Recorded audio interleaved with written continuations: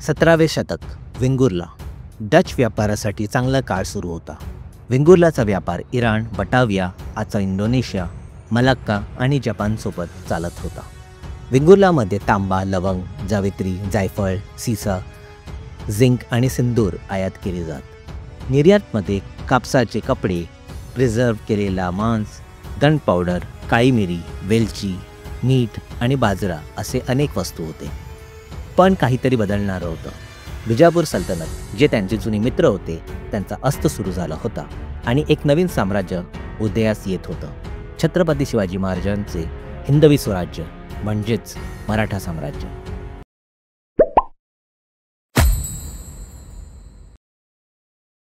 तुम्हाला असं वाटेल की वेंगुर्ला पूर्वी डच लोकांच्या अधिकारात होतं। आपण कोलोनायझेशन आणि ट्रेडिंगमध्ये कन्फ्यूज होतो।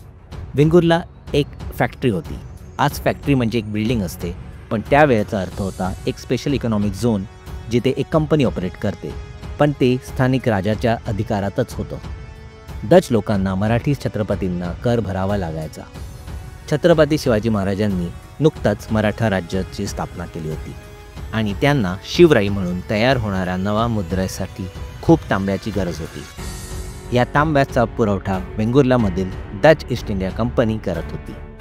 सुरुवातीच्या मराठी सिक्क्यांचा तांबा दूर जपानमधील नागासाकीमधून येत होता। हे सगळं डच लोकांच्या आंतरराष्ट्रीय व्यापारामुळे शक्य झालं होतं।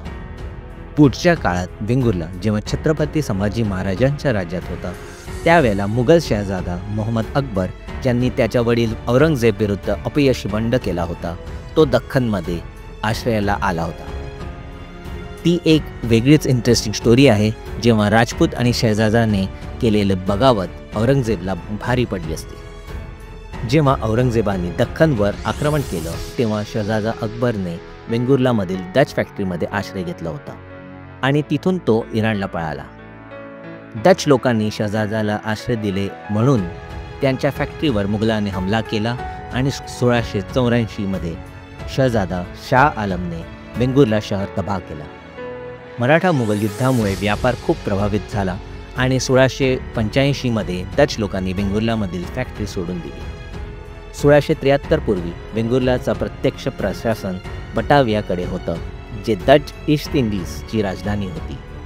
1673 ते 1676 या काळात ते सुरत डायरेक्टोरेटकडे आलं आणि 1676 ते 1692 पर्यंत ते मलबार कमांडमेंटकडे होतं।